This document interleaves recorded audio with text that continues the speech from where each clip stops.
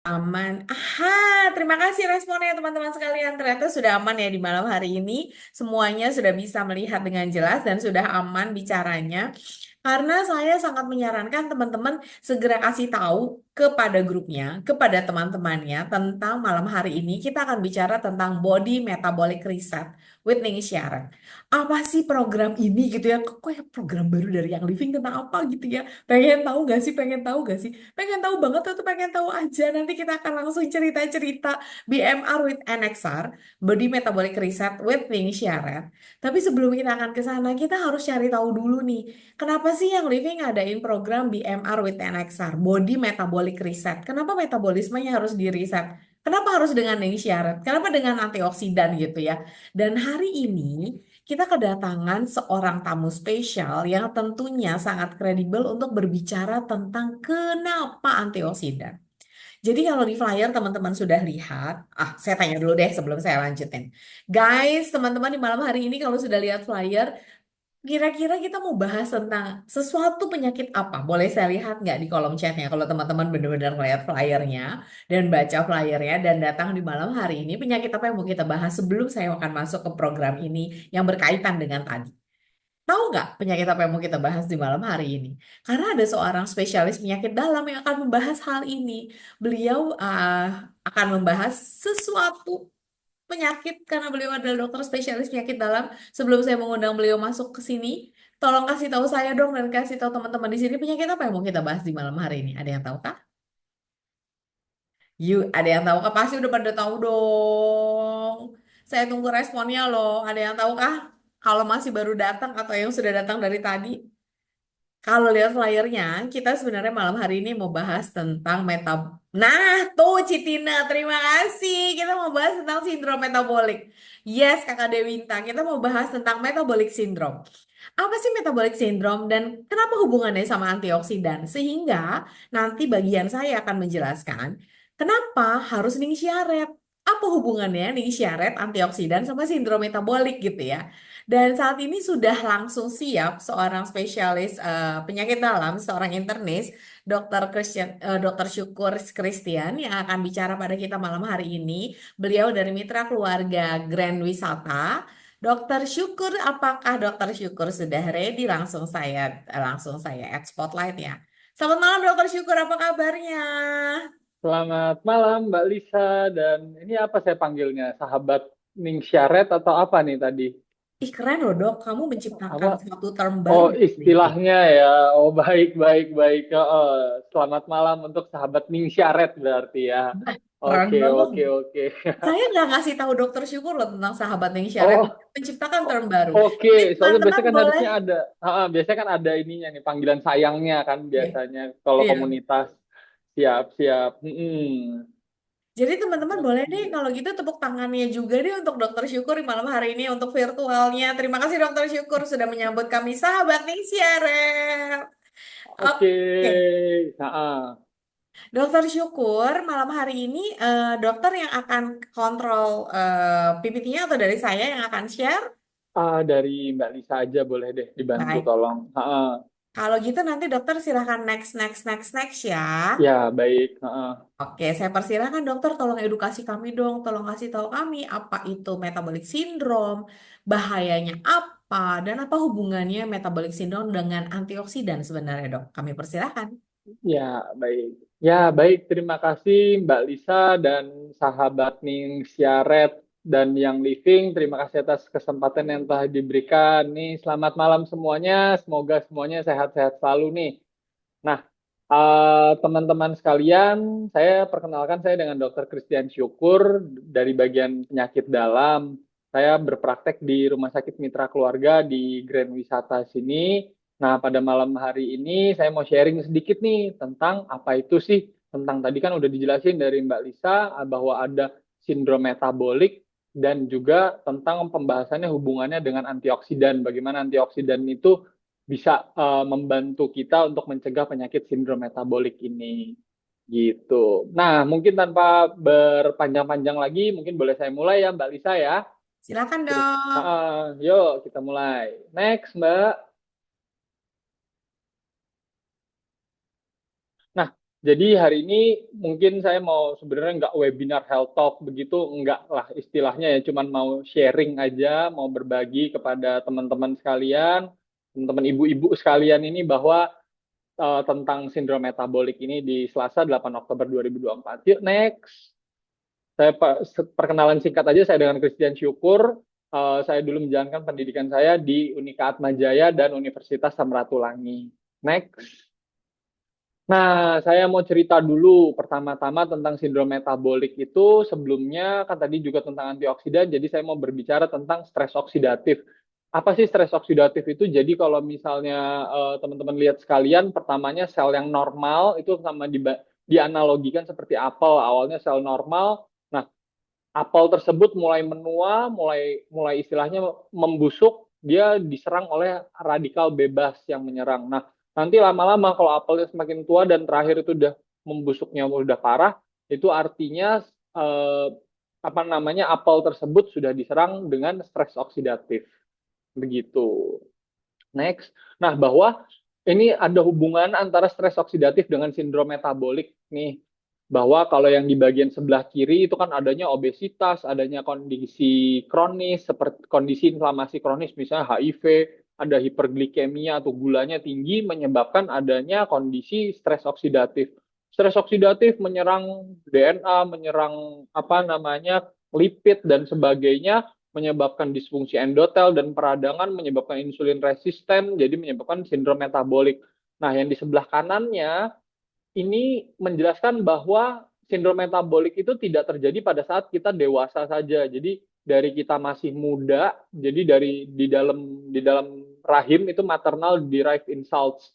Jadi ketika ibunya mengandung aja kalau misalnya makannya tidak bagus, nutritional imbalance, ada maternal illness, jadi penyakit yang diderita orang tua seperti darah tinggi, gula segala dan chemical benda apa exposure terhadap bahan-bahan kimia kena polusi segala itu bisa menyebabkan penurunan antioksidan dan peningkatan reaktif oksigen spesies yang dapat menyebabkan gangguan pada saat perkembangan janin tuh developmental programming. Nah, yang dimana bisa mengganggu fungsi hati, lemak, ginjal, jantung, dan pankreas yang dimana berujung pada sindrom metabolik pada kehidupan dewasa nanti gitu. Next. Nah, jadi ini pertama-tama saya akan mulai dengan apa itu sindrom metabolik. Nah, jadi mungkin apa namanya nih, ini sambil teman-teman ibu-ibu semua ini kayaknya ya, nanti ibu-ibu sambil lihat nih bahwa ada nggak di antara di gambar ini, do you have metabolic syndrome? Yang pertama, yang gambar di pojok kiri atas, bahwa lingkar pinggangnya kalau pria di atas 40 in, atau kalau perempuan 35 in. Nah, kalau sentimeternya kalau pada pria itu 90, perempuan 80. Nah, kalau di sebelah kanan atas, tekanan darahnya di atas 130/85, walaupun ada beberapa jurnal tertentu yang menyatakannya di atas 140/90. Nah, kemudian di sebelah kiri bawah itu adalah gula darah puasanya kalau misalnya di atas 100, ada juga yang bilang 126. Nah, yang di sebelah kanan bawah itu dilihat bahwa kadar kolesterol di tubuhnya, apakah trigliseridanya tinggi, HDL atau lemak lemak baiknya yang rendah ataupun LDL-nya yang tinggi, itu merupakan salah satu dari penanda sindrom metabolik. Nah, di antara empat ini nanti ibu-ibu sekalian nanti sambil dilihat ya, wah lumayan banyak juga nih 85 orang yang ikut. Nah, nanti sambil dicatat nih siapa yang punya salah satu fitur dari sindrom metabolik ini ya. Gitu. Next. Nah, pertama saya akan membahasnya adalah tentang obesitas. Apa sih itu obesitas? Jadi obesitas itu penumpukan lemak yang berlebihan karena tidak seimbangnya antara asupan dengan pengeluaran energi begitu. Next. Nah, ini yang paling pentingnya di slide ini yang sebelah kiri bahwa cara mengukur obesitas. Cara mengukur obesitas ada dua cara. Jadi yang pertama itu kita lihatnya dari indeks massa tubuh atau BMI, jadi berat badan dibagi tinggi badan dalam meter kuadrat, jadi dikali dulu bawahnya. Nah, kalau dilihat dari peraturan Permenkes disebut obesitas itu lebih dari 27. Kalau gemuk atau overweight itu range-nya dari 25 sampai 27. Nah, Yang sebelah kanannya itu mengukur lingkar perut. Nah, ini yang menjadi catatan tentang obesitas pada sindrom metabolik. Seperti yang saya katakan tadi, bahwa kalau laki-laki di atas 90 cm, perempuan di atas 80 cm. Nah, karena memang kalau menggunakan indeks massa tubuh, memang pada orang-orang tertentu yang memiliki berat tulangnya lebih besar, tentu saja kesannya dia akan lebih obesitas. Walaupun sebenarnya jangan-jangan tubuhnya itu isinya ya lebih banyak otot daripada lemaknya begitu, atau lebih besar tulangnya. Sebenarnya seperti itu, sehingga kalau dari apa namanya, dari beberapa anjuran menganjurkan menggunakan lingkar perut. Nah, yang sebelah kanannya, sebelah slide sebelah kanan ini, apakah dampak obesitas? Nah, namanya dampak suatu penyakit itu istilahnya from head to toe. Jadi dari ujung kepala sampai ujung kaki itu ada manfaatnya. Dan semuanya, nanti kalau ibu-ibu perhatikan sekalian bahwa ini mirip. Jadi dari ujung kepala, dari otak itu stroke, dari jantung, dari hati, pankreas, usus, tulang, dan sebagainya, kena ginjal juga dari ujung kepala sampai ujung kaki itu ada dampaknya. Jadi pada kegemukan itu tidak hanya kegemukan, tidak hanya kegemukan misalnya jadi susah jalan atau nyeri di lutut saja, itu enggak.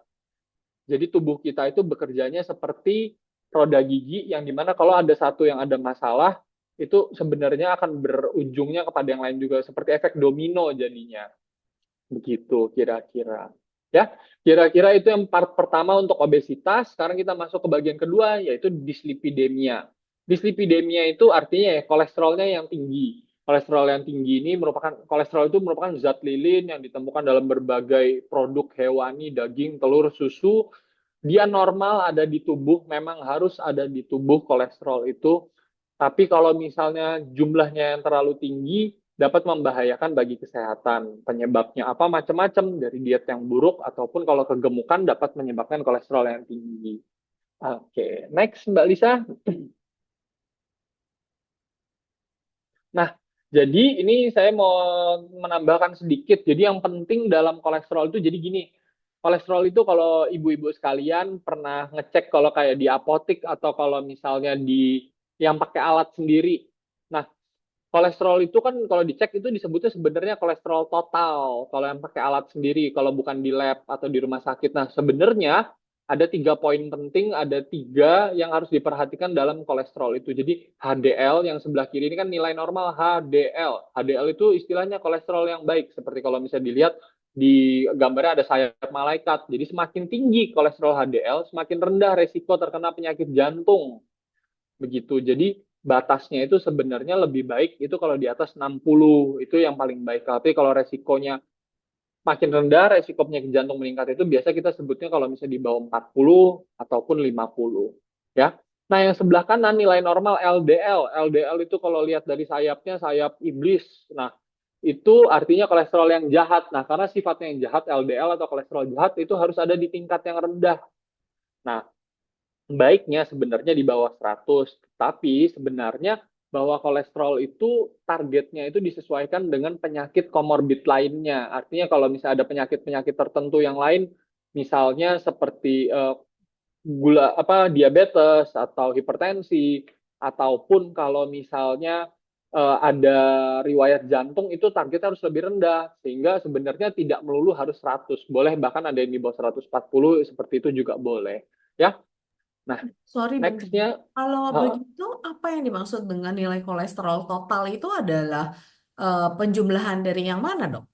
Nah, betul. Jadi kalau kolesterol total itu merupakan penjumlahan dari HDL, apa jadi dari LDL ditambah dengan yang nanti di slide berikutnya, yaitu trigliserida dikurangi sama yang HDL. Oh, Seperti itu. jadi Sebenarnya untuk ada hitung-hitungannya, ada hitung-hitungan oh, matematikanya jadi gitu. more or less LDL plus triglycerid di minus HDL gitu ya, dok Nah, ya? sebenarnya seperti itu hitung-hitungan matematikanya gitu. Gemes Jadi banget loh, dok. Yang HDL mm, sayap malaikat, yang satu lagi iya, sayap. yang satunya sayap iblis, seperti itu istilah istilah biar gampangnya seperti itu. Nah, makanya maksudnya kalau ngecek sendiri, yang ngecek sendiri itu yang diukur adalah kolesterol total, padahal bisa aja dia kolesterol HDL-nya yang kolesterol baiknya itu yang tinggi, LDL-nya yang jahat itu yang malah rendah.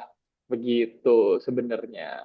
Baik, Ya. baik, Ah, baik. next di bagian trigliserida ini Nah, yang di sebelah kiri adalah nilai normal trigliserida. Trigliserida itu sebenarnya juga komponen dari kolesterol, tetapi tidak dia resikonya tidak sebesar kalau misalnya si LDL. Kalau trigliserida itu juga merupakan bagian dari lemak jahat, tapi tidak setinggi kalau tidak seberesiko kalau LDL. Sehingga kita kategorikan dia mulai tinggi sebenarnya kalau di atas 200. Itu baru mulai kita perlu waspada, perlu mulai minum obat. Dan kalau udah di atas 500 itu sangat tinggi, itu baru langsung perlu diberikan obat-obatan. Gitu. Nah, ini yang di sebelah kanan, ibu-ibu, bahwa dislipidemia atau kolesterol tinggi itu manifestasi klinisnya atau gambaran itu seperti ini. Jadi di sekitar matanya tuh ada kayak lemak-lemak begitu. Nah, kalau di matanya sendiri itu ada namanya arcus cornea. Jadi di sekitar matanya tuh ada kayak putih-putih begitu. Nah, kalau misalnya di kulit itu ada namanya santoma, kayak benjolan seperti itu. Nah, kalau yang di organ dalamnya ada di mata tapi lebih sulit diketahui, itu harus pemeriksaan oleh dokter mata. Nah, kalau di darahnya itu saking kentalnya sampai saya pernah lihat ada yang trigliseridanya 3.000 itu jadi sampai kayak kacang hijau dia. Jadi sampai beku begitu. Nah, kalau misalnya di organ dalam nanti hatinya bisa membesar seperti yang mungkin ibu-ibu sekalian pernah dengar itu namanya fatty liver. Itu tuh ya itu karena penumpukan lemak penumpukan lemak yang ada di hati begitu. Jadi mungkin waktu itu pernah ada yang mungkin pernah ada pertanyaan bahwa kok kalau kolesterol leher saya pegel. Nah, itu sebenarnya secara teori tidak ada hubungannya. Tapi memang banyak pada pasien yang kalau kolesterolnya tinggi ya pegel-pegel. Padahal tapi sebenarnya secara teori itu bukan manifestasi dari kolesterol yang tinggi. Manifestasi dari kolesterol tinggi adalah yang ada di gambar ini. Gitu beberapanya Oh, itu gitu. mitos ya dok, segala macam Sebenar gitu. betul Mbak Lisa, sebenarnya itu hanya mitos. Tapi ya memang banyak keluhannya kalau misalnya apa namanya kolesterolnya tinggi biasanya memang lehernya pegel-pegel. Tapi secara teori tidak ada hubungannya. Oh, Begitu. oke. Teman-teman ada yang ngiring nggak ya? Saya bisa langsung ngomong loh sama dokter Syukur. Apa saya mau tanyakan, saya langsung Man- tanyakan loh. Siap. Yang Nanti di yang rumah berikutnya harus habis ini menunggu baru sesi Q&A dok. tunggu sesi tanya jawab dulu ya. Baik, baik. Lanjut dok. Lanjut. Oke deh. Nah, yang berikutnya adalah saya mau bahasnya tentang hipertensi nih. Ini ketiga yang terpenting. Nah, hipertensi itu jadi kalau di slide sebelah kanan hipertensi itu tekanan darah tinggi di mana keadaan sistoliknya di atas 140 dan atau tekanan darah diastolik yang bawah itu lebih besar dari 90. Sering disebut silent killer karena tanpa keluhan. Nah, yang di sebelah kirinya ini yang kotak kecilnya ini jadi mau kasih gambaran bahwa kalau ada perbedaan dari di Eropa sama di Amerika. Kalau di Amerika disebut darah tinggi itu kalau di atas 130 aja udah disebut darah tinggi. Sedangkan kalau di Eropa di atas 140 kita ikutnya yang Eropa. Jadi maksudnya adalah kalau yang tensinya sudah mulai 130 aja itu sudah harus waspada. Begitu tidak perlu menunggu di atas 140.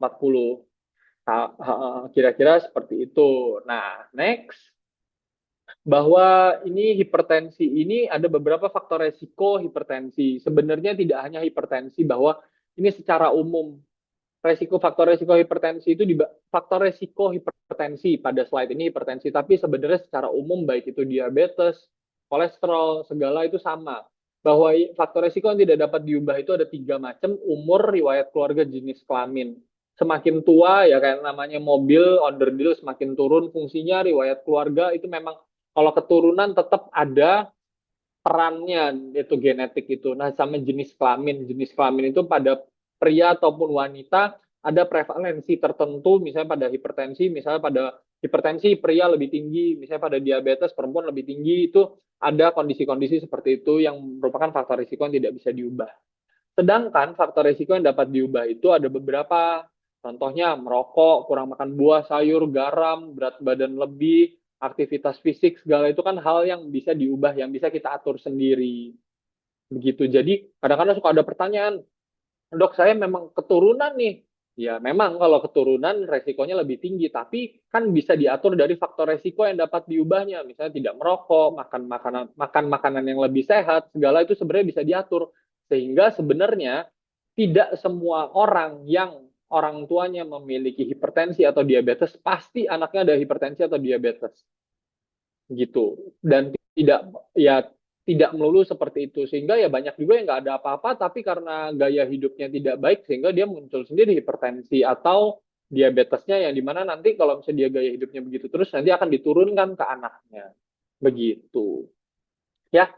Nah, kemudian berikutnya ini yang di sebelah kanan nih, konsekuensi dari tekanan darah yang tinggi. Jadi itu sama seperti yang saya katakan tadi di bagian apa kolesterol, bahwa dari ujung kepala sampai ujung kaki, di kepala bisa stroke, bisa gangguan mata, gangguan jantung, serangan jantung, gangguan ginjal dan disfungsi seksual.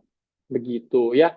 Jadi perlu dipahami bahwa baik dari kolesterol, darah tinggi, dan diabetes ini hampir mirip nih. Nanti ibu-ibu kalau misalnya lihat eh, sangat mirip manifestasinya. Apa kayak tadi saya katakan bahwa ini semua itu efek domino. Tidak hanya hipertensi saja yang bisa menyebabkan kekacauan, tapi kalau dari hipertensi itu sendiri pun ujung-ujungnya kalau mau dicari-cari bisa bikin diabetes. Diabetes itu pun ujung-ujungnya bisa menyebabkan hipertensi gitu. Ya. Nah, next ke Ngeri-ngeri bagian. sedap ya dok jadinya. Oh, betul, karena semuanya saling berhubungan. Bukan, misalnya kalau darah tinggi doang, oh jadi aman. Tapi kalau ada dua apa tiga penyakit jadi lebih bahaya. Ya memang secara faktor resiko betul. Tapi sendirian hipertensi itu pun bisa berbahaya juga. Apakah Begitu. itu akhirnya Mm-mm, dibuat, maksudnya namanya menjadi metabolic syndrome dok? Karena semuanya itu mm-mm, saling berhubungan satu dengan yang lain. Ini pertanyaan sih dok, apa jadi mm-mm, begitu? mm-mm. Oke, baik. Jadi begini, Mbak. Jadi definisinya sindrom itu adalah suatu kumpulan gejala, kumpulan penyakit. Ya, jadi sindrom metabolik itu definisinya adalah kumpulan dari penyakit metabolik. Nah, penyakit metabolik itu apa ya? Ya tadi kolesterol apa obesitas, kegemukan itu kan efeknya banyak. Kolesterol yang tinggi, nah itu kan gangguan metabolik tuh. Jadi gangguan metabolisme lemak di tubuh. Nah, hipertensi itu gangguan metabolisme, gangguan pengaturan dari tekanan darah di tubuh kita. Dan yang terakhir adalah diabetes, gangguan metabolisme dari gula darah yang ada di dalam tubuh. Hmm. Begitu. Nah, kenapa kok sindrom metabolisme cuma 4 ini dok? Ya sebenarnya lain-lainnya itu juga bisa menyebabkan, misalnya kayak asam urat segala gitu bisa, tapi yang paling sering dan memang sudah Hmm. terbukti dari penelitian itu ya 4 ini yang paling utama, yang paling perlu diwaspadai. Oke, terima Gitu, Mbak. kasih. Next. Mm-mm. Oke, nah Mbak Lisa berikutnya bahwa ini yang bagian terakhirnya yaitu adalah diabetes. Nah, diabetes mellitus mungkin di bagian ini saya singkat aja bahwa diabetes itu semakin tahun akan semakin bertambah. Ini sih data tahun 2015, 415 juta orang menderita diabetes, di mana diperkirakan tahun 2040 menjadi 642 juta, di mana kalau prediksinya saya pernah baca-baca terakhir ini akan bertambah lagi, mengingat sekarang gaya hidup sekarang sudah semakin bertambah, maksudnya peningkatannya lebih cepat lagi dan eksponensial begitu. Ya, next. Nah, kemudian ini sih yang paling perlu diketahui bahwa kapan kita sebut diabetes mellitus itu kalau misalnya gula darah puasanya yang diambil di jari itu di atas, baik di jari ataupun yang di apa namanya diambil di lab itu di atas 126. Itu yang kita sebut sebagai diabetes mellitus. Dok, tapi kan juga ada yang kalau misalnya katanya harus di atas 200 kalau ada gejala tambahan. Itu sebenarnya ya bisa juga, tapi itu terlalu rancu kalau misalnya pakai gula darah sewaktu. Jadi saya biasa patokannya gula darah puasa dan ada pemirsaan namanya HbA1c. Hmm. Begitu. Hmm. Ya. Nah, yang di slide sebelah kanan adalah komplikasi dari diabetes. Komplikasi dari diabetes itu sebenarnya kayak tadi semua mirip seperti hipertensi dan kolesterol. Hmm. Gitu. Ya. Nah, sekarang saya lanjut ke pencegahan. Nah, jadi ini prevention is better than cure. Jadi ketika kita bertambah usia, itu kita harus bukannya malah menua, itu harus menua dengan bahagia. Jadi menua tidak boleh, kalau bisa jangan sakit-sakitan. Jadi like fine wine better with age. Jadi harus makin tua semakin baik gitu. Nah, ini kalau lihat contohnya tahun 1986 ke tahun 2018 Tom Cruise itu kayak wine, makin tua makin bagus, makin tua makin ganteng Tom Cruise. Nah, sementara pemeran perempuannya ketika makin tua kok jadi ya memang tua sih, cuman kalau menuanya seperti Tom Cruise kan akan lebih baik gitu ya. Nah, kemudian untuk berikutnya bahwa Ini beberapa hal yang menjadi perhatian untuk pencegahan. Nah, pencegahan ini saya secara singkat aja kali ya Mbak Lisa, bahwa hipertensi dan diabetes itu intinya harus dikontrol. Intinya harus dikontrol dan perubahan gaya hidup. Nah, yang sebelah kanan pola hidup sehat bahwa kita harus melakukan aktivitas fisik sekitar 30 menit per hari, harus mengurangi asupan garam, mengurangi stres. Nah, ibu-ibu yang punya suami merokok harus disuruh berhenti merokok, mempertahankan berat badan ideal, dan yang paling penting adalah monitoring. Jadi harus secara rutin mengukur tekanan darah dan gula darahnya. Next, bahwa um, bahwa ini contoh-contoh aktivitas fisik. Jadi aktivitas bukan harus olahraga, tapi harus aktivitas fisik. Aktivitas fisik harus 30 menit per hari, minimal 5 kali seminggu. Ataupun disebutnya berjalan baiknya sih 10.000 langkah per hari. Ya, olahraga yang bisa membuat panjang umur, jalan kaki aja disebutnya sebagai aktivitas fisik. Nggak harus olahraga lari, berenang, ataupun bersepeda. Jadi yang penting adalah aktivitas fisik. Next. Nah, kemudian bahwa yang berikutnya itu adalah, nah ini aktivitas fisik, ini yang perlu saya garis bawahi yang di pojok kanan bawah nih Mbak Lisa.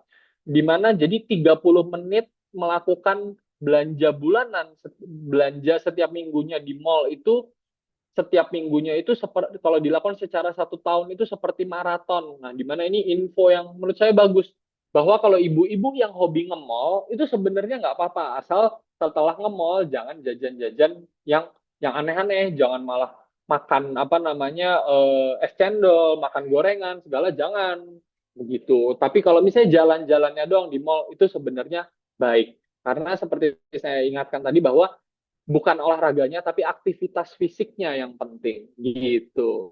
Next Mbak Lisa.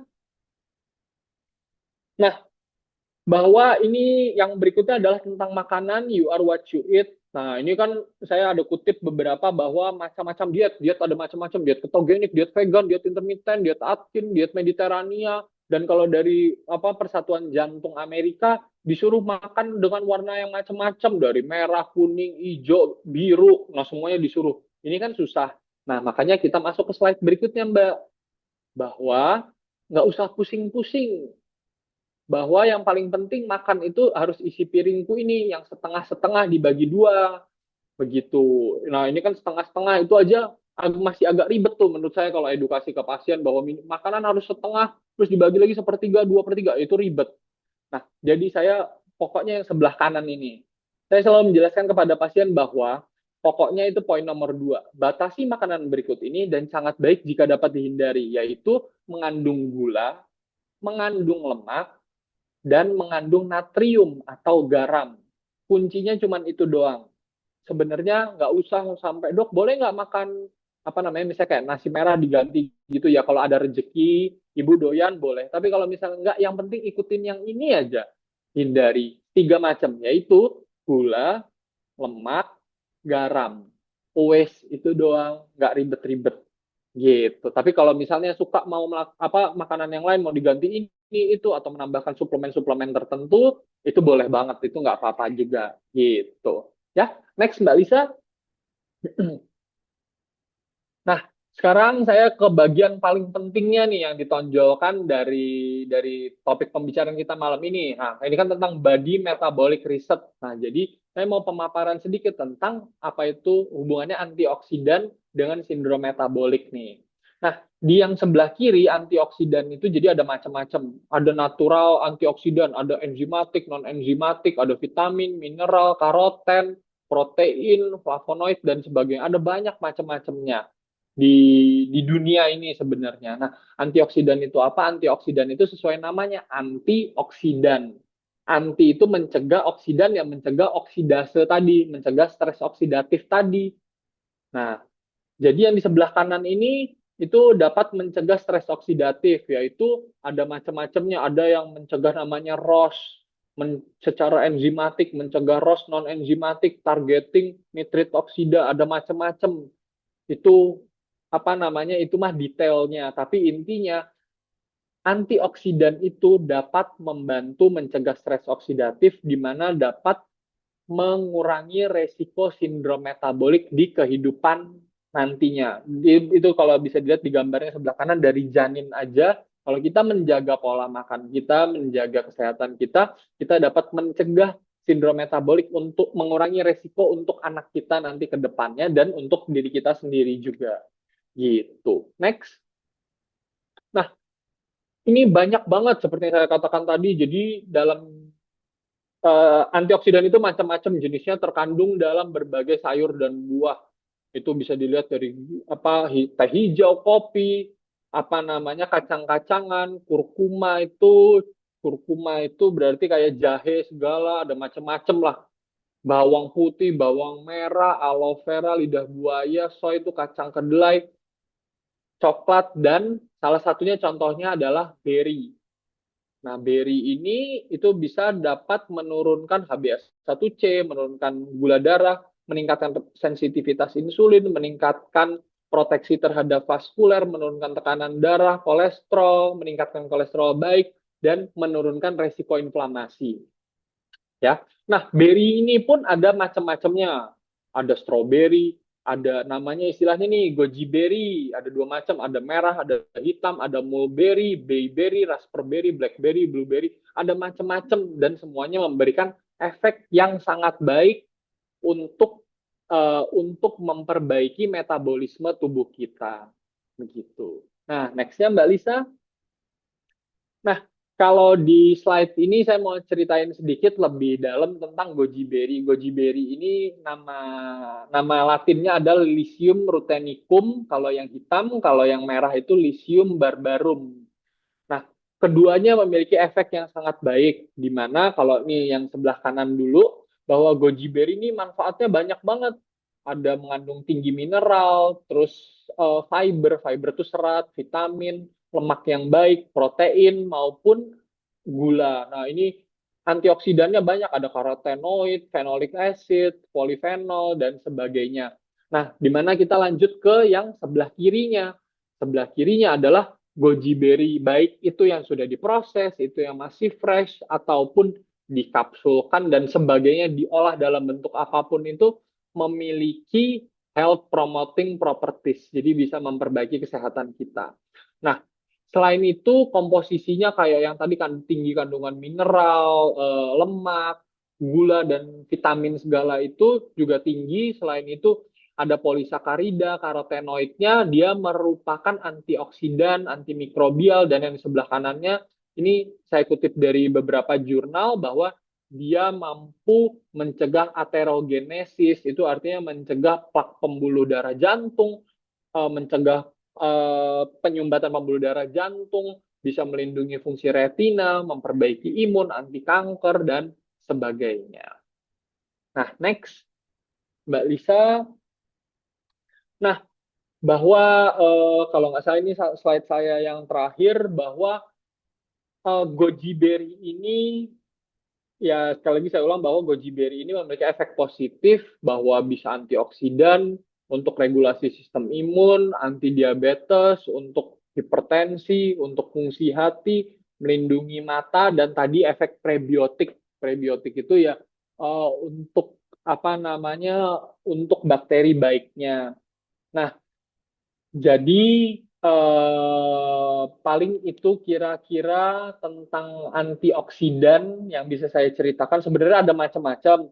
Cuman ya salah satu yang menarik menarik perhatian saya dan Mbak Lisa dari bagian yang living ini adalah goji berry-nya yang tadi yang rupanya tidak kalah dari eh, tumbuhan-tumbuhan dan sayuran yang lainnya dalam memiliki efek antioksidan dan bahkan rupanya ketika diteliti efeknya bahkan lebih banyak daripada sayuran dan tumbuhan-tumbuhan yang lainnya. Kira-kira seperti itu, Mbak Lisa. Nah, mungkin sekedar penutup, jadi bahwa setelah mengetahui tentang faktor resikonya, kan tadi udah tahu nih faktor resiko dari sindrom metabolik itu ada macam-macam, ada dari hipertensi, gula, kolesterol, dan obesitas itu harapannya saya adalah kita semua dapat mencegah dan mengelola penyakit-penyakit yang ada, mengelola resiko yang ada, sehingga kita bisa mempertahankan kesehatan dan mencegah penyakit kronis yang sering terjadi. Nah, mungkin kira-kira seperti itu pemaparan dari saya. sharing dari saya tentang apa sindrom metabolik, antioksidan dan body metabolic reset tadi. Mungkin kira-kira seperti itu. Waktu dan tempat saya kembalikan ke Mbak Lisa. Terima kasih Ibu-ibu sekalian. Wow, terima kasih banyak Dokter Syukur. Pemaparannya Terima luar kasih. biasa ya. Langsung ada yang Sama-sama Mbak minta Lisa. materi loh. Oh, ada yang boleh minta materi. Siap, nanti tergantung dari Mbak Lisa aja. Baik, Tapi baik. teman-teman, terima kasih banyak kalau dokter. Menurut teman-teman bagaimana pemaparan dari Dokter Syukur? Singkat, padat, wagyu ya Kakak Dera ya. Daging Wagyu. banget emang. Hmm. Wagyu banget dokter. Terima kasih sekali untuk pemaparannya yang sangat singkat, padat, tapi daging sekali. Sekarang saya akan lanjutkan ya dokter. Kakak Lisa tirus banget. Asik Citindot. Teman-teman ada yang menyadari nggak ketirusan saya loh? Kok gue jadi begini ya dokter? Wih, Mohon maaf ya. Karena kita siap, siap. bicara tentang BMR. Dokter saya pamit ya. Sekarang saya yang bicara boleh ya dokter ya? Boleh sekali. Silahkan dilanjutkan Mbak Lisa. Saya lanjut ya dokter ya. Saya Ya, review dulu nanti dokter kembali ketika tanya jawab. Permisi ya dokter ya. Oke, teman-teman sekarang gantian saya akan berbicara langsung aja ya teman-teman ya. Saya akan berbicara kok tidak ada. Tunggu ya guys. Saya akan tadi dokter Syukur udah bicara padat banget, cakep banget ya kan. Oke banget pemaparannya terutama tentang bagaimana penyakit metabolic syndrome tadi itu hubungannya apa sih dengan oxidative stress dan ternyata itu bisa dicegah dengan antioksidan. Antioksidan yang salah satu yang teroke antioksidannya adalah goji berry. Dan kalau saya tanya, goji berry-nya ini terdapat di mana sih teman-teman? Ada nggak sih produk yang Living yang mengandung goji berry? Boleh nggak saya tanya? Coba teman-teman jawab dulu sebentar. Boleh dijawab dulu teman-teman sekalian. Nah, nih siaret betul banget. Ini dia jawabannya yang mau saya ceritakan sebentar lagi yang cukup padat dan singkat juga semoga ya karena saya mau cerita tentang program kita yang terbaru. Aduh, ini kenapa lagi? BMR dan Ning Siaret. Oke, kalau gitu saya langsung share ya teman-teman ya. Tapi sebentar ya guys, saya mau share dulu. Oke, saya share sebentar tentang ini dia. Oke, sudah siap ya teman-teman ya. Sekarang saya akan bicara tentang body metabolic reset. Nah, jadi, teman-teman, sebenarnya apa sih body metabolic reset itu? Tapi sebelum saya ke sana, saya mau kasih tahu dulu beberapa hal tentang body metabolic reset. Saya akan cerita dulu tentang kenapa harus beda body metabolic reset. Kenapa ini mau diprogramkan oleh yang living? Sebenarnya apa yang diprogramkan oleh yang living dan kenapa yang ini gitu ya? Kenapa ini? Karena tadi kan teman-teman udah lihat kan apa yang dipaparkan oleh Dokter Christian Syukur, Dokter Christian Syukur atau saya akan panggil dokter Syukur sudah memaparkan oksidatif stres inilah yang akhirnya mengakibatkan terjadinya metabolic syndrome. Oke, saya tunggu deh di kolom chat dulu. Teman-teman tadi dokter Syukur udah cerita panjang lebar tentang metabolic syndrome. Coba sebutin deh tadi kumpulan penyakit apa aja metabolic syndrome. Yuk, bareng-bareng yuk. Apa aja kumpulan penyakit metabolic syndrome?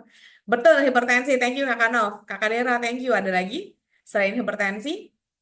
Obesitas, Citina, thank you Kak Octavia. Kolesterol, betul banget. Ada lagi selain kolesterol, obesitas, hipertensi. Satu lagi ada stroke itu manifestasinya, diabetes. Yes, diabetes, betul banget. Jadi semua memperhatikan dengan baik ya. Terima kasih teman-teman sudah memperhatikan dengan baik. Oke, good. Nah, jadi kalau teman-teman sudah memperhatikan dengan sangat baik, oxidative stress ini yang menyebabkan terjadinya metabolic syndrome. Lalu kemudian tadi dokter Syukur udah jelasin dengan sangat baik sekali bahwa kenyataannya adalah 1 dari 4 penduduk dewasa itu terkena obesitas loh teman-teman. Dan data WHO menunjukkan sekitar 36% itu terjadi pada pria dan 38% itu terjadi pada wanita.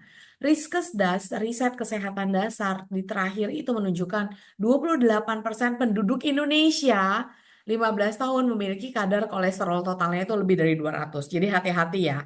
Hal ini sudah terjadi di Indonesia juga. 1 dari 4 penduduk dewasa itu obesitas. Kalau kita bicara tentang hipertensi, kalau teman-teman lihat data hipertensi, 3 dari 10 orang itu penyandang hipertensi. Dari 3 penyandang hipertensi, hanya 1 yang berobat secara teratur. Nah, kalau kita lihat data diabetes secara global, Indonesia itu peringkat kelima loh teman-teman penderita diabetes. Jadi penyakit-penyakit yang tadi dokter Syukur ceritain, itu ada di Indonesia dan itu sudah bisa dibilang dikatakan penderita-penderita di Indonesia sudah banyak sekali. Jadi teman-teman hati-hatilah terhadap metabolic syndrome karena itu sudah dekat sekali dengan penderita di masyarakat Indonesia, itu sudah dekat sekali dengan kehidupan masyarakat Indonesia. Dan tapi Dokter Syukur udah cerita, Dokter Syukur memaparkan dengan sangat luar biasa tentang hubungannya antioksidan dengan sindrom metabolik. Ternyata antioksidan adalah salah satu metode preventif yang terbaik, terapi preventif yang terbaik untuk metabolic syndrome di later life-nya. Bahkan ketika orang tuanya, mamanya mengkonsumsi antioksidan dengan baik, maka si janin ini akan tercegah metabolic syndrome in later life. Tadi Dokter Syukur udah menjelaskan dengan baik sekali. Nah, jadi teman-teman, Dokter Syukur juga sudah menjelaskan dengan memaparkan sangat luar biasa, salah satu antioksidan yang paling oke itu adalah goji berry yang memberikan begitu banyak sekali fungsi yang baik di kesehatan manusia. Sekali lagi sebelum saya masuk ke materi, salah satu goji berry yang terbaik yang terdapat di Young Living ada di produk. Yuk sama-sama kita colek yuk. Produk apa yang ada di sini? Baru saya masuk materi yuk teman-teman yuk. Biar kita sama-sama jelas. Thank you Kakak Nom, Kakak Yola, dan kakak-kakak yang lain. Yes, Ning Siaret. Ini kenapa malam ini saya mau bicara tentang Ning Siaret dan BMR, teman-teman. Supaya teman-teman mengerti kenapa antioksidan ini bisa membantu kita mencegah penyakit-penyakit yang tadi. Mencegah hipertensi, mencegah diabetes, mencegah hiperlipidemia, dan mencegah obesitas. Nah, itu kenapa malam hari ini kita mau sama-sama mengerti tentang antioksidan. Ini adalah antioksidan yang terbaik, yaitu Ning Siaret. Saya nggak akan panjang lebar di sini. Kenapa saya mau bilang yang terbaik? Karena sudah ada ujinya di laboratorium bahwa berdasarkan uji Ning Siaret ini mengandung antioksidan yang kuat. Jadi kita sudah menguji di laboratorium antioksidannya memang kuat untuk Ning Siaret. Karena teman-teman tahu sendiri kandungan utamanya adalah goji berry atau wolfberry. Dan ternyata penelitian tentang wolfberry itu semakin tahun semakin banyak ya memang iya karena bagus banget kandungannya.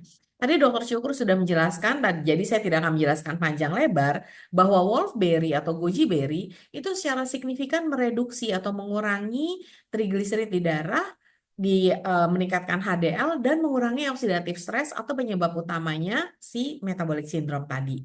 Jadi teman-teman sekalian, itu kenapa malam hari ini kita mau bicara tentang body metabolic reset. Tapi sebelum saya bicara apa sih body metabolic reset, kenapa antioksidannya harus seperti yang akan kita bicarakan, saya mau cerita dulu tentang testimonial seseorang yang memang sudah melakukan body metabolic reset ini selama 21 hari. Sekarang saya undang langsung ya.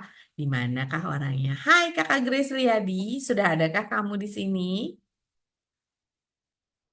Langsung saya undang yang Bu Grace.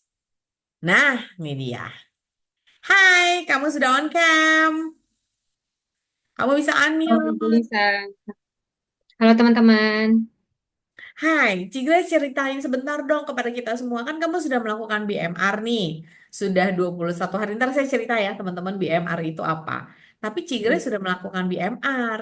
Terus hasilnya apa? Cerita dong sebentar Cigres. Ada fotonya nggak yang bisa Ah, di-share?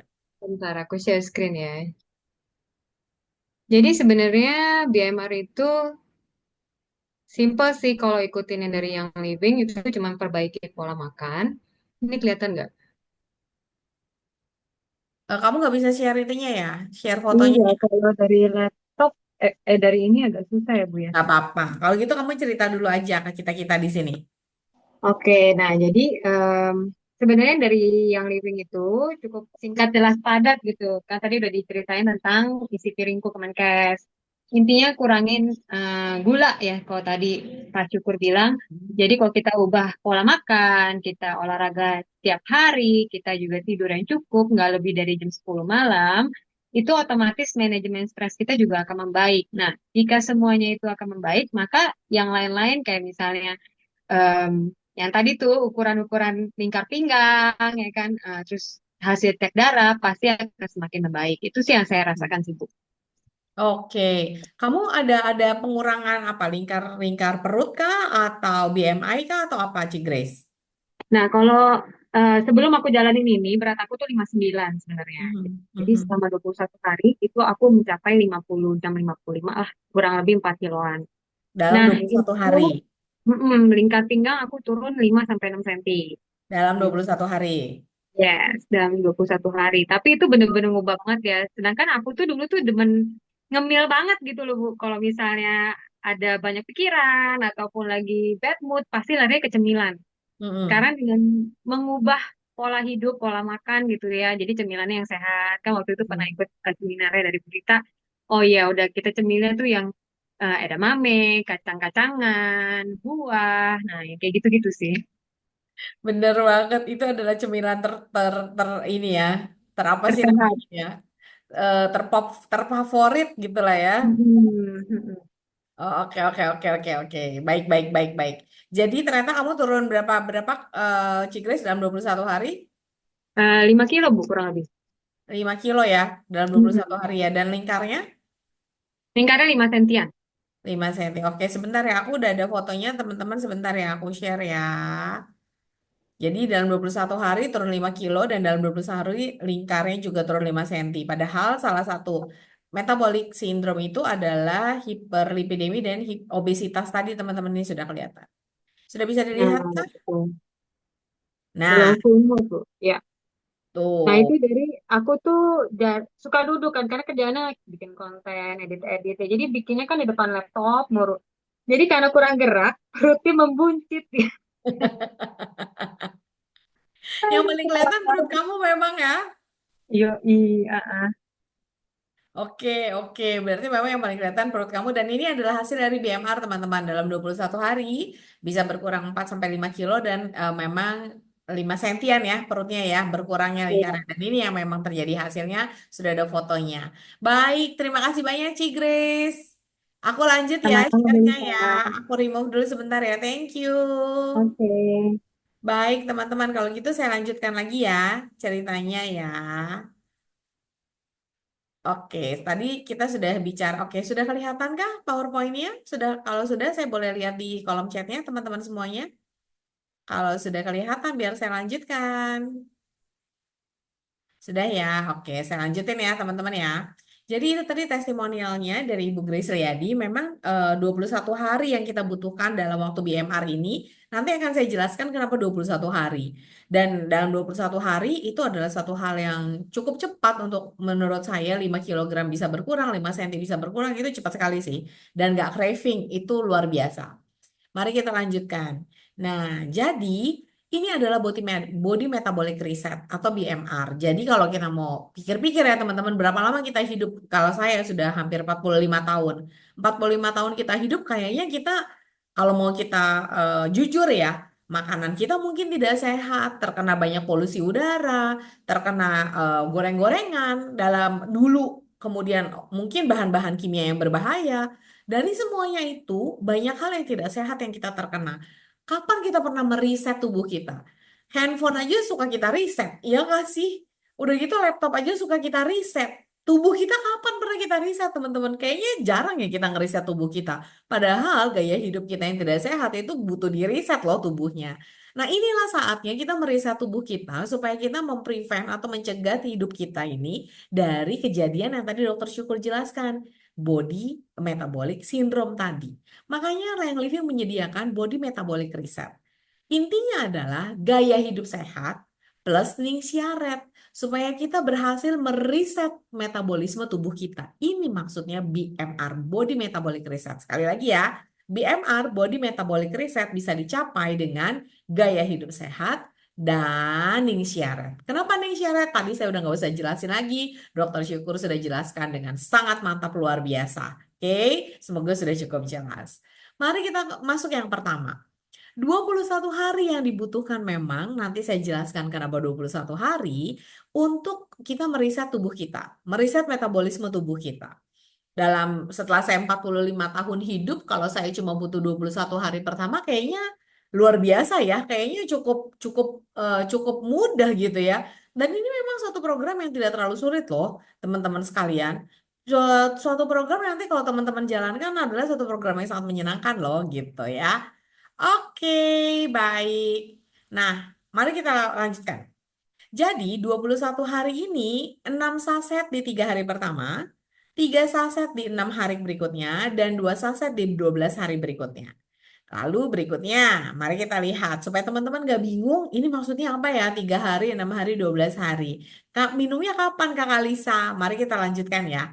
Jadi dalam 21 hari yang teman-teman melakukan untuk antioksidan pencegahan yang terbaik tadi, yang memang terkandung di dalam goji berry ning siara tadi, 21 hari minumlah. Ketika hari pertama sampai hari ketiga, di sarapan minum satu saset, di snack pagi minum 2 saset, di snack sore minum 2 saset, di makan malam minum 1 saset. In total ini adalah 6 saset. Di hari pertama sampai hari ketiga. Lalu, di hari keempat sampai hari ke-9, di snack pagi minum 1 saset, snack sore 1 saset, di makan malam 1 saset. Kalau teman-teman mau minum setelah makan boleh. Minumlah setelah makan. Di snack pagi, snack sore, dan makan malam. Di hari keempat sampai hari ke-9. 3 saset in total. Lalu kemudian di hari ke-10 sampai di hari ke-21, di snack pagi minum 1 saset, di snack sore minum 1 saset lagi. Jadi, kalau teman-teman mau lihat, 3 hari pertama 6 saset, kemudian hari berikutnya 3 saset, lalu sisanya 2 saset sampai 21 hari. Nah, ini adalah BMR. Cukup 21 hari dengan ning siaret dengan antioksidan. Tapi ingat, nggak cuma ning siaret doang, ada gaya hidup sehatnya. Lalu, yang mau saya bahas berikutnya adalah kenapa sih 6 saset di hari pertama ya? 3 hari pertama kenapa harus 6 saset? Emang aman? Itu kan pertanyaan berikutnya ya. Lalu mari kita bahas. Ini adalah peraturan dari Badan POM menyatakan bahwa karena nisyaret itu adalah minuman sari buah, minuman buah, takaran sajinya adalah 170 per 330 mililiter teman-teman sekalian. Jadi, kalau takaran saji itu yang dimaksud adalah jumlah pangan olahan yang wajar dikonsumsi dalam 1 kali makan, yang sesuai untuk pangan olahan tersebut. 1 kali makan loh ya. Kalau misalnya tadi kita coba deh ke sini. Nih, ke sini. 1 kali makan ini kalau ini 60 mili, berarti 1 kali makannya berapa mili? Boleh nggak saya tanya di kolom chat teman-teman sekalian? Kurang lebih 1 kali makannya berapa mili di sini? Oke, ada yang mau bantu saya? 1 kali makannya jadi berapa mili di sini kalau yang ada di sini? Maksimum jadi berapa? 120 mili. Oke. 120 mili in total. Jadi kalau begitu kira-kira menurut teman-teman aman nggak? Kalau misalnya bilanglah langsung 6, ya kan? Ini kan per kali makannya sampai 330 mili loh teman-teman. Yang kita bayangkan adalah yang tadi saya sudah bagikan 1 kalinya bisa 120 mili maksimal. Makanya ini masih aman kalau 6 saset di 3 hari pertama itu masih aman. Cukup jelas nggak ya sampai sini teman-teman semuanya? Saya boleh tahu kalau sudah cukup jelas baru saya lanjutin. Aman ya? Oke ya? Setuju ya? Oke. Kalau sudah cukup jelas saya lanjutkan. Lalu, bagaimana tentang tadi yang dokter ceritakan? Yang paling penting tadi dokter udah cerita. Pokoknya kalau bingung piringku kiri kanan itu setengah lalu sepertiganya dibagi-bagi lagi bingung. Tapi dokter udah jelasin. Yang paling penting adalah gula, garam dan lemak. Bagaimana dengan gula, garam dan lemak? Kalau misalnya sampai 6 saset di 3 hari pertama, kita lihat ya, bagaimana dengan kandungan gula dalam lemaknya. Nih, ini adalah informasi nilai gizi untuk Ning Syaret per 170 mili. Saya sudah bantu hitungkan. 4 sajian per kemasan. Mari kita lihat gulanya. Gulanya adalah 13 gram teman-teman per 170 mili. Sementara per hari kalau dia adalah 6 saset itu berarti 360 mili.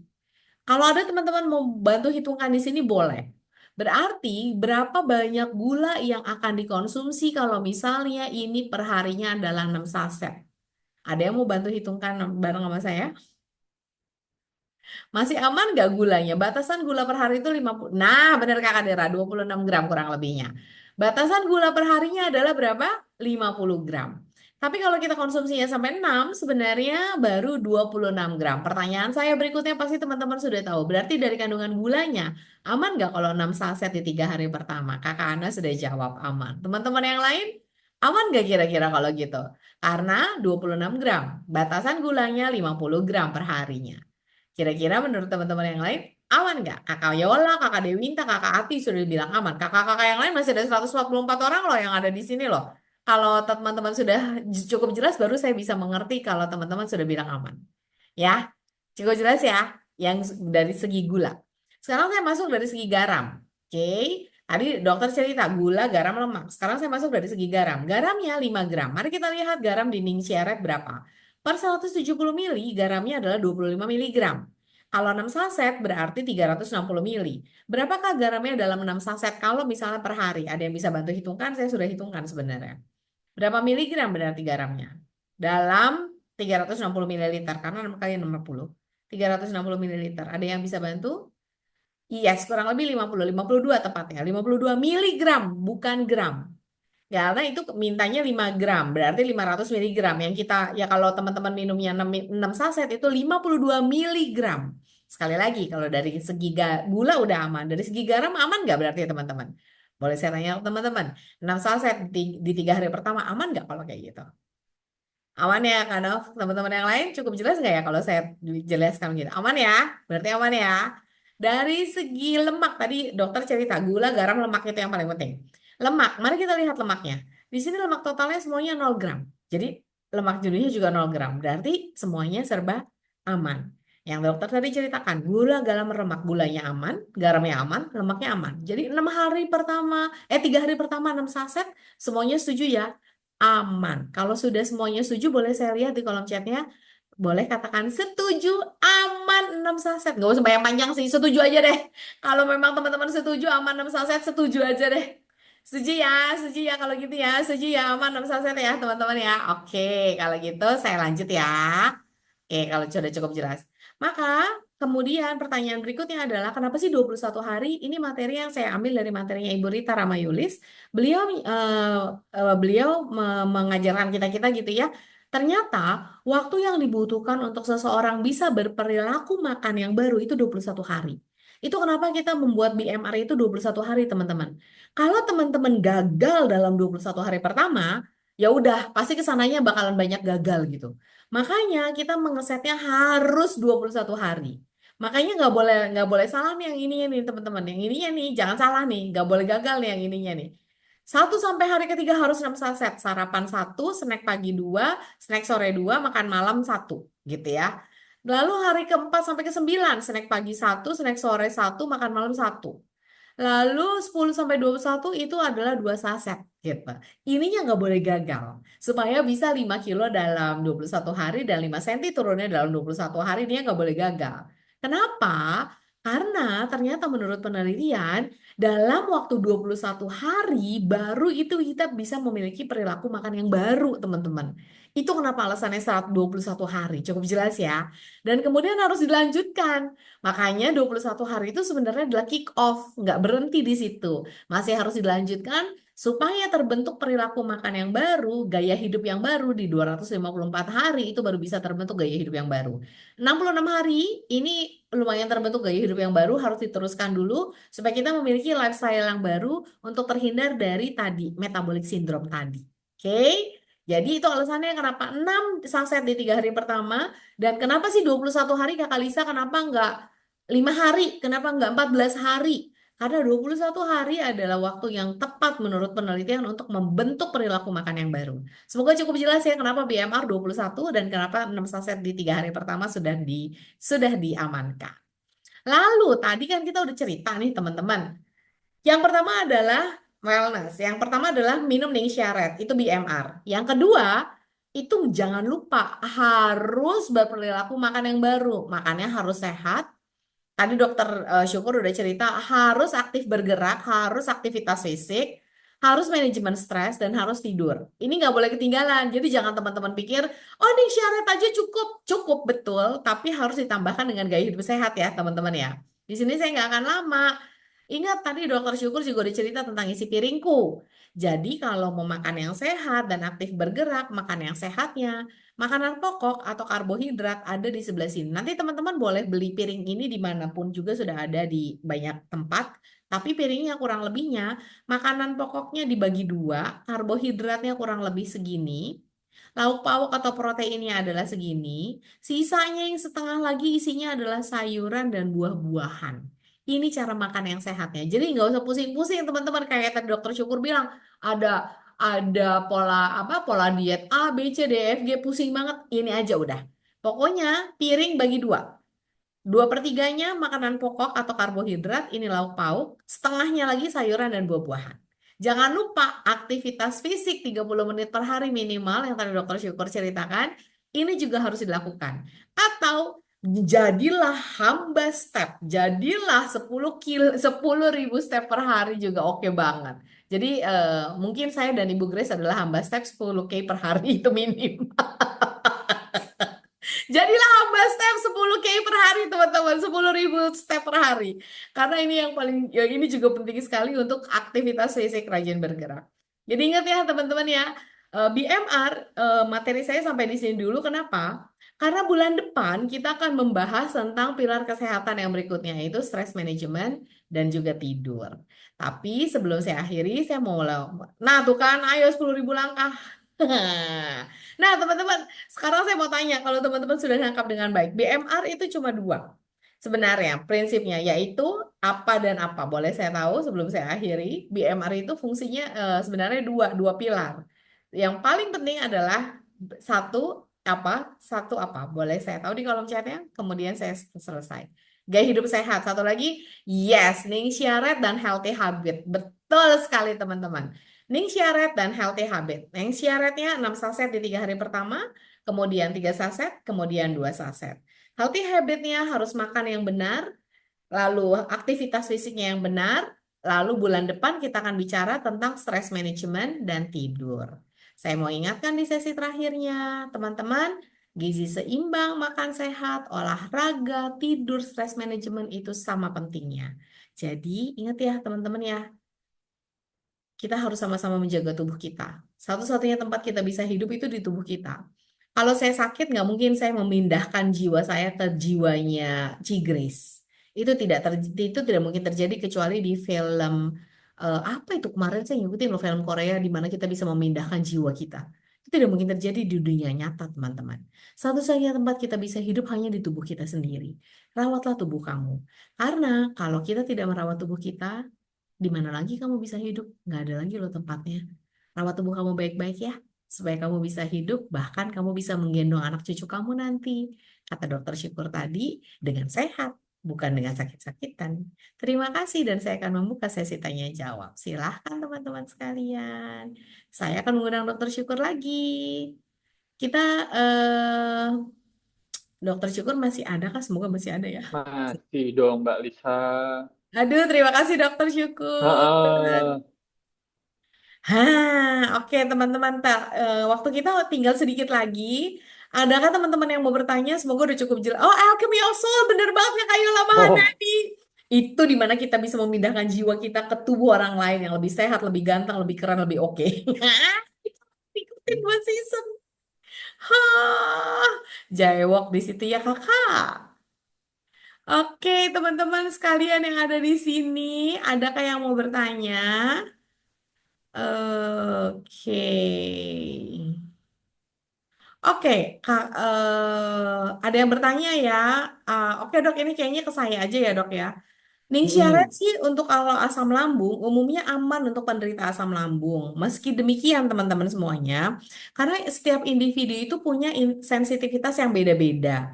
Jadi sebaiknya teman-teman memperhatikan reaksi tubuh setelah konsumsi, terutama memang bagi teman-teman yang memiliki riwayat masalah pencernaan atau asam lambung gitu ya. Jadi saran untuk penderita asam lambung, mulailah dengan dosis yang kecil dan perhatiin kalau dosisnya kecil, apakah ada reaksi yang tidak nyaman seperti rasa panas di perut. Lalu bisa juga diluyut teman-teman semuanya. Tambahkan dan diencerkan dengan air kalau perlu konsumsi sesudah makan. Jadi di dilute-nya itu teman-teman bisa dilute dalam satu botol, masukkan yang syaratnya, diminumnya pelan-pelan. Di dilute dengan air putih bisa juga. Untuk teman-teman yang memiliki asam lambung, itu cara-caranya di dilute bisa, diminumnya setelah makan bisa, pelan-pelan dulu dengan dosis sedikit dulu, perhatikan apakah ada tanda-tanda tentang GERD-nya. Lalu yang terakhir, konsultasikan dulu kepada dokter sebelum mengkonsumsi. Semoga cukup menjelaskan ya. eh Program BMR untuk ibu hamil. Halo Kakak Yola Mahandani. Dok, kayaknya ini ke saya dulu ya dok ya. Nanti siap kalau Mbak, ada nggak apa-apa, penyakit aman, baru ke aman. dokter. Oke, Siap. seperti yang tadi Kakak Yola untuk ibu-ibu hamil, memang sebaiknya kami sangat menyarankan untuk konsultasi kepada dokter terlebih dahulu ya. Jadi dokternya tentunya bukan dokter syukur, jangan konsultasi online di sini. Nanti boleh konsultasi secara pribadi. Kenapa? Karena akan perlu butuh secara mungkin perlu butuh pemeriksaan fisik offline ya dok ya kalau mau konsultasi dulu. Jadi agak susah kalau secara umum seperti sekarang ini gitu. Betul, betul. Jadi konsultasikan dulu ya teman-teman ya, terutama yang punya penyakit-penyakit tertentu. Oke. Jadi untuk teman-teman yang punya penyakit-penyakit tertentu, saya tidak akan bahas ya, teman-teman ya. Pasti jawaban saya adalah sama. Silakan dikonsultasikan dulu kepada dokter yang masing-masing. Oke? Ada lagi kah yang mau ditanyakan?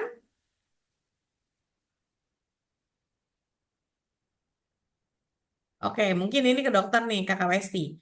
Mau tanya dokter, bulan lalu cek kolesterol 220, padahal 6 bulan terakhir saya sangat menjaga makan karena sedang diet. Apakah kolesterol bisa dari akumulasi kebiasaan saya jauh sebelumnya ya dok ya? Padahal 6 bulan terakhir dia sangat menjaga makannya sih dok. Ya, baik. Ini pertanyaan dari Ibu Westi ya, Bu Westi. Jadi waktu itu 6 bulan lalu sempat 220 ya. Nah, tadi seperti yang saya katakan bahwa kolesterol itu kan ada beberapa macam. Ada kolesterol total, ada kolesterol HDL yang baik, LDL yang jahat, dan trigliserida. Nah, kolesterol yang dicek itu kayaknya kalau dari mungkin dari statementnya Ibu ini kayaknya kolesterol total ya. Nah, itu kan harus dibagi lagi apakah dia ini, apakah jangan-jangan yang baiknya yang tinggi, kalau yang baiknya yang tinggi kan nggak masalah, atau yang jahatnya yang malah tinggi itu memang perlu dievaluasi lebih lanjut. Nah, makanya mungkin memang baiknya perlu pemeriksaan eh, kadar kolesterol yang lengkap kayak tadi ada LDL, HDL, trigliserida di rumah sakit ataupun di lab. Oke, Nah, dan apakah kolesterol itu bisa jadi akumulasi? Nah, itu memang bisa jadi, tapi ya memang harus kita bedakan ini yang tingginya yang mana. Karena kalau misalnya akumulasi kebiasaan dari sebelum-sebelumnya itu akumulasi yang baik ya wes, nggak apa-apa. Tapi kalau nggak tahu akumulasi LDL yang dimana itu kolesterol jahat, ya itu yang harus diperbaiki gitu. Ya, baik. kira-kira segitu Mbak Westi, semoga menjawab ya. Semoga menjawab ya Kakak Westi ya. Kebetulan ini Oke. dijawab sepertinya Kakak Ike. Kalau pakai BMR, pakai Nesia botol bisa. Jadi diikutin mililiternya ya per 60 mili Kakak Ike. Oke, lalu dari tadi saya lihat Bu Mai. Bu Mai nanya nih dok, kalau ada orang yang kurus, udah makan banyak, tapi nggak gemuk-gemuk, BMI di bawah rata-rata, itu apa mungkin sindrom metabolik atau apa ya dok ya? Oke, baik. Ini Bu Mai ya. Iya Kalau betul. ada orang kurus udah makan banyak tapi nggak gemuk-gemuk, BMI di bawah rata-rata. Oke, Bu Mai, terima kasih atas pertanyaannya. Jadi sebenarnya sindrom metabolik itu kan tadi ada 4 macam itu. Dia asal minimal 2 itu bisa disebut sebagai sindrom metabolik. Nah, zaman sekarang Bu Mai bahwa banyak juga pasien dengan diabetes, banyak juga pasien dengan hipertensi, banyak juga pasien dengan dengan kolesterol jahat yang tinggi itu yang kurus.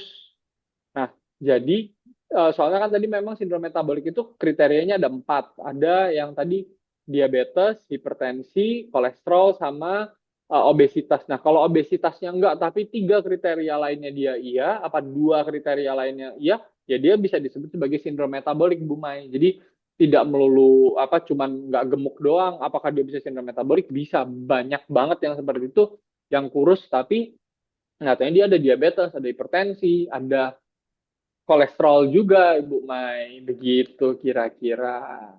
Ya. Baik. Terima kasih Mm-mm. dokter. Sama-sama. Lalu ada pertanyaan juga dari Ibu Cynthia. Mungkin Heeh. saya dok karena tentang produk Ningxia dicampur dengan soda water atau jus lainnya. Kalau mengurangi khasiat antioksidannya memang tidak Bu. Tapi kami kalau tujuannya adalah memang untuk lebih ke arah diluting, biasanya digunakannya adalah air putih. Kalau tujuannya diluting. Kalau tujuannya yang lain untuk rasa, entah untuk apa DIY untuk rasanya lebih oke dipersilahkan, tapi kalau tujuannya untuk diluting biasanya lebih baik pakai air putih saja karena tujuannya untuk mengencerkan gitu ya. Semoga menjawabnya Kakak Cynthia ya. Tujuannya apa dulu gitu ya. Tapi kalau menguranginya enggak. Oke. Lalu Kakak Nove untuk menghitung kalori masuk dan ideal kalori keluar. Ini ya kalau secara umum gimana ya dok ya? Ada nggak ya dari dokter? Cuma secara umum aja sih dok kalori masuk dan kalori keluar sebenarnya. Oke, ini terima kasih Ibu apa nih namanya Nove. Nove. Ibu Nove, terima kasih atas pertanyaannya. Jadi menghitung kalori masuk dan keluar yang ideal bagaimana ya secara sederhananya. Kalau Ibu pertanyaannya sederhananya itu yang memang bisa menjelaskan adalah dari dokter gizi klinik Bu memang. Nah, karena Mm-mm. kalau dari saya itu paling menghitung kalori yang masuk adalah ya itu sebenarnya ribet Bu, karena Ibu kalori yang masuk misalnya nasi satu piring ukurannya berapa gram, itu ada patokannya berapa gram nasi, itu kalorinya berapa, itu semua harus dihitung. Saya bercandanya selalu sama kalau pasien adalah Ibu ngitung duit bulanan yang keluar itu aja udah susah. Apalagi Ibu mau tiap hari ngitung kalori nasi, tempe, ayam goreng yang saya bikin itu berapa kalorinya, terus ditambah yang keluar gimana caranya, itu agak ribet sebenarnya. Betul sih pakai aplikasi bisa, tapi ya masalahnya ada banyak faktor-faktor lain yang mempengaruhi, terutama yang keluar. Yang keluar itu dinilai dari usia, tinggi badan, aktivitas, ada riwayat penyakit tertentu, itu akan kalorinya semua sebenarnya beda. Jadi sih sebenarnya kalau mau ngitung kalori benar-benar exact itu sih ya agak-agak ribet. Sehingga saya lebih setuju dari Mbak Lisa tadi ya pakai pedoman dari Kemenkes, makanan setengah-setengah tadi. Hmm. Atau kalau mau lebih gampang lagi ya pokoknya dari gula, garam, sama kolesterol. Kira-kira seperti itu ya, Ibu Nove. Gitu. Oke, dok, kayaknya ini pertanyaan Hmm. terakhir ya, karena waktu kita Oh sempit iya, sekali baik, baik. sudah. Gimana? Heeh, heeh. Mohon ya dokter Syukur bersabar. Satu pertanyaan lagi, boleh ya Oh dok? iya, siap. Ya. Nggak apa-apa. Gimana, gimana? Kak, ini dari Kakak Dera bertanya, kalau Mm-mm. makan tapi nggak gemuk-gemuk, tetapi ada lemak menumpuk hanya di perut, di paha, kayaknya hampir semua wanita di Kakak Dera, lemak menumpuknya di perut, di Oh, paha gitu ya, dan sudah terasa sakit sendi di lutut. Setelah dicek ke dokter ortopedi, apakah ini masuk kategori sindrom metabolik juga ya dok ya? Tetapi untuk berat oh, dan lain-lain heeh. kalau dicek aman dok. Oke, baik, baik. Ibu, oh ini ya, Mbak. Ibu Mbak Dera Dera. ya. Ya, Kalau makan tapi nggak gemuk-gemuk, ada lemak menumpuk hanya di perut, paha, dan ya. terasa sakit sendi di lutut. Nggak gemuk-gemuk. Oke, baik ke dokter ortopedi. Ya, baik. Oke, terima kasih atas pertanyaannya, Bu Dera. Jadi ini pertanyaannya bagus nih, menarik nih pertanyaannya. Kalau makan tapi nggak gemuk-gemuk. Nah, tapi maksudnya definisinya gemuknya Bu Dera ini bagaimana nih? Karena memang kalau misalnya ada penumpukan lemak di perut dan paha dan menimbulkan nyeri sendi di lutut, itu ya Ibu bayangin kalau kayak bangunan itu pondasinya kalau misalnya ditambahkan beban yang berat itu pasti akan mengganggu dari ya pondasi bawahnya begitu. Nah, apakah ini termasuk ke sindrom metabolik? Nah, kalau pertanyaannya sindrom metabolik, ya itu tetap kita harus lihat 4 kriteria tadi, Bu, bahwa memenuhi nggak 4 kriteria tadi. Kalau memenuhi kriteria tadi, ya termasuk dalam sindrom metabolik. Nah, tapi kalau Ibu udah cek gula darahnya aman, kalau gula darahnya aman, terus misalnya kolesterol dicek aman, obesitasnya tidak memenuhi kriteria, tensinya juga nggak ada masalah, artinya ibu tidak sindrom metabolik. Artinya memang ibu namanya kalau sakit di sendi lutut saja itu namanya osteoartritis. Begitu. Nah, osteoartritis itu memang ada banyak faktor, tidak melulu hanya berat badan saja, tapi memang berat badan itu memegang peranan yang utama. Nah, eh, kurangnya karena usia yang sudah bertambah, aktivitas yang terlalu berat, misalnya ibu nih pemain basket, apa pemain voli, nah itu sendinya akan lebih mudah terkena trauma, trauma, trauma terus, jadi akan lebih mudah sakit, begitu sehingga apa namanya ya memang perlu dikonsultasikan ke dokter ortopedi bahwa ini sakitnya dari mana. Misalnya nanti perlu difoto lebih lanjut, apakah ada jangan-jangan sakit sendinya dari namanya efusi genu atau isinya cairan, atau Hmm. memang cuman menyempit aja Hmm. begitu. Intinya harus dikonsultasikan dengan dokter ortopedi untuk lututnya. Kalau untuk sindrom metaboliknya, ya ibu boleh apa namanya ya medical check up sendiri begitu, itu juga boleh. Baik. Sekalian. Berarti di antara empat tadi, Mm-mm, kalau misalnya cuma terkena mm-mm. hipertensi misalnya, berarti itu Hmm, itu hmm. sudah termasuk terkena metabolic syndrome gitu ya dok ya? Eh, enggak, dia itu kalau misalnya metabolic syndrome itu dia minimal minimal tiga, sorry, saya revisi. Jadi minimal tiga dari lima sebenarnya. Jadi Hmm. kriterianya sebenarnya ada lima, yaitu duanya itu di kolesterolnya. Jadi trigliserida sama HDL itu yang kita lihat. Jadi kalau udah ada tiga itu kita sebutnya sindrom metabolik. Sorry, bukan dua, deng. Oke, siap. Gitu. Baiklah, kalau begitu. Heeh. Sepertinya sudah Begitu. ya teman-teman ya. Malam hari ini Mm-mm. Dokter Syukur sudah menjelaskan dengan luar biasa tentang oxidative stress yang menyebabkan metabolic syndrome. Lalu kenapa antioksidan bisa membantu untuk pencegahannya. Lalu kita sudah menjelaskan tentang body metabolic reset.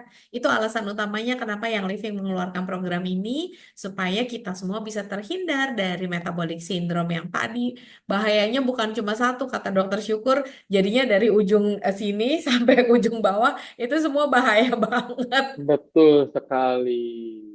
Iya, Jadi berbahaya mulai dari ujung kepala sampai ujung bawah kaki itu berbahaya. Betul, betul. dan di Indonesia ternyata sudah banyak penderitanya ya dokter ya. Tadi prevalensinya Betul sekali. sangat mengerikan. Jadi jaga diri kamu ya teman-teman ya, jaga kesehatan kamu.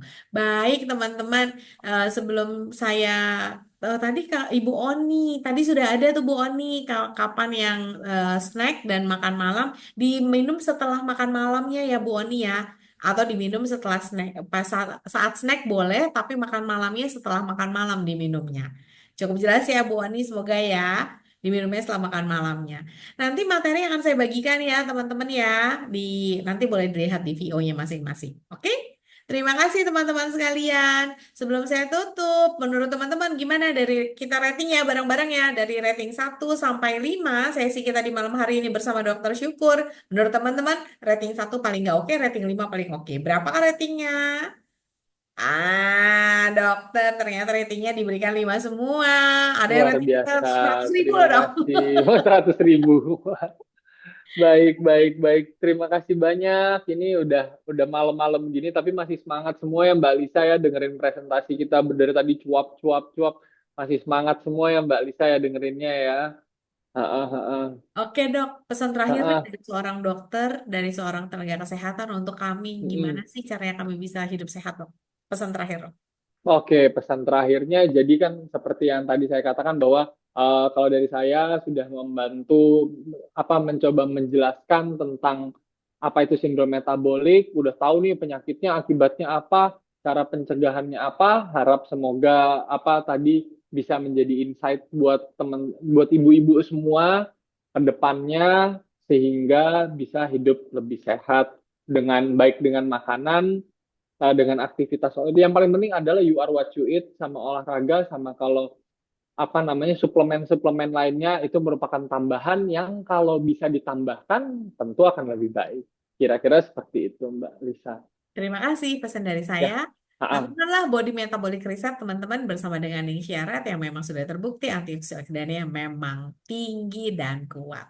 Selamat malam teman-teman semuanya. Selamat beristirahat bersama Ning Syarat ya. Bye, sampai ketemu lagi.